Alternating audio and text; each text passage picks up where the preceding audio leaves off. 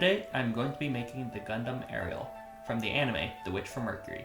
I'm going to show you the full process from start to finish, so hopefully you'll be able to make one of your own. I hope you enjoy, and if you do enjoy, please be sure to like and subscribe, as it would help me a ton with getting this video out there.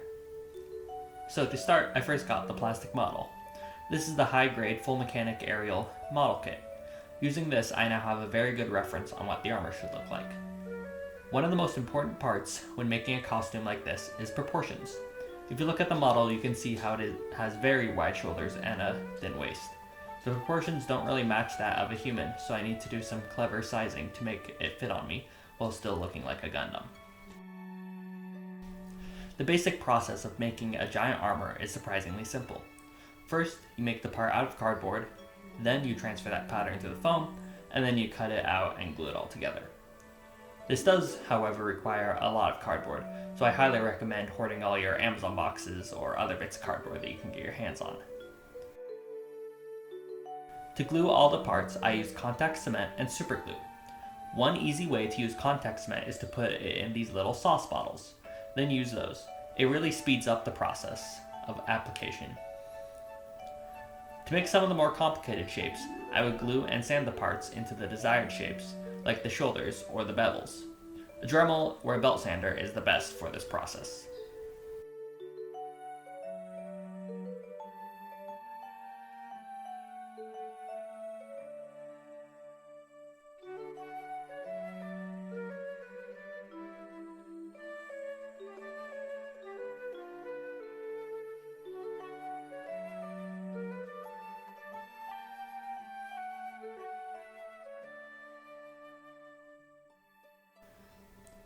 To add all the details and paneling, I would add some tape on the foam, then draw straight onto it.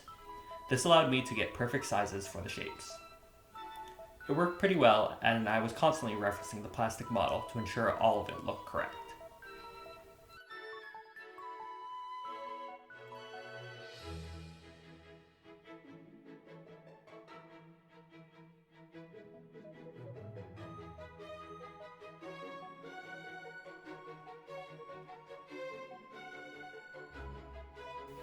I 3D printed the helmet on my Bamboo Lab P1P, and I just have to say, it is one of the best 3D printers ever. Like, this thing's quality is so good and reliable. It's more reliable than my actual paper printer.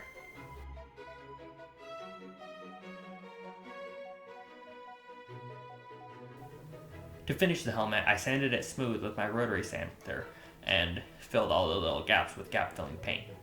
Bondo and Gray Primer are the best. They work really well to smooth it out. The model for the helmet I got from Nikko Industries, and it came out very good.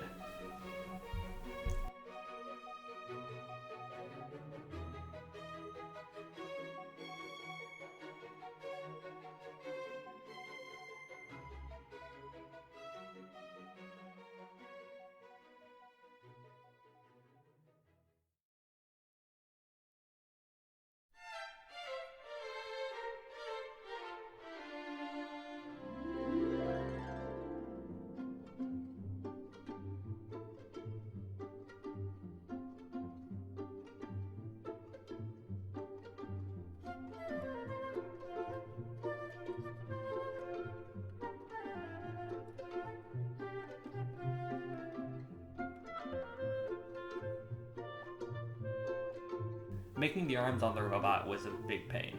The risks took around 3 tries to get right. This is where cardboard comes in handy.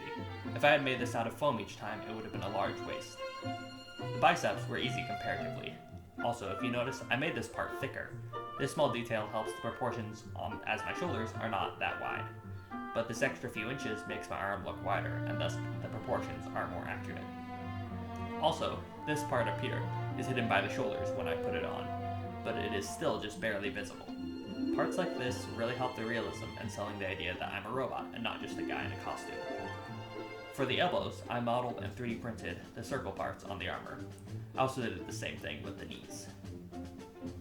The hips were really complicated. On the model, the hips are really wide and defined. They have a very specific shape to them that made them pretty difficult. This is another part where proportions are very important.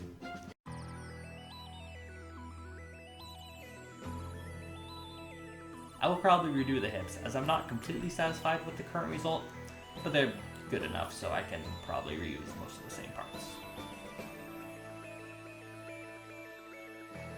After making all the parts, I moved on to priming and painting. Plastidip is the best for sealing the foam as it gives it a nice smooth finish.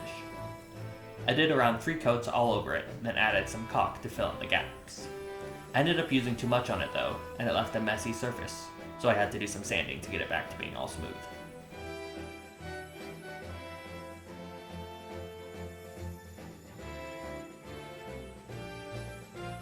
I then painted the Gundam white, blue, red, and yellow. The final step of the finishing process is weathering. It is my favorite part of the process, and it's so fun to do to make your project stand out. I used a series of washes and dry brushing to add detail to the panel lining and make it look more metallic. I'll probably go back and do more of it, as it's one of those things that you can always just add more to your project.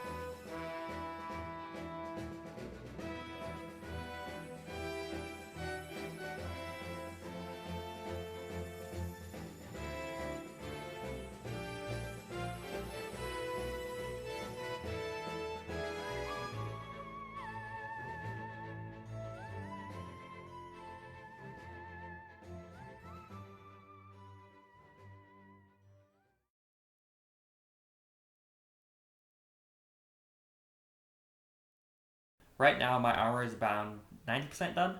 I still have a few parts and props I want to do. I also got some lights that I'm going to add all over eventually, so be sure to look out for a video on that. If you managed to last this long, I just wanted to say thanks for watching, and now here are some nice shots of my armor.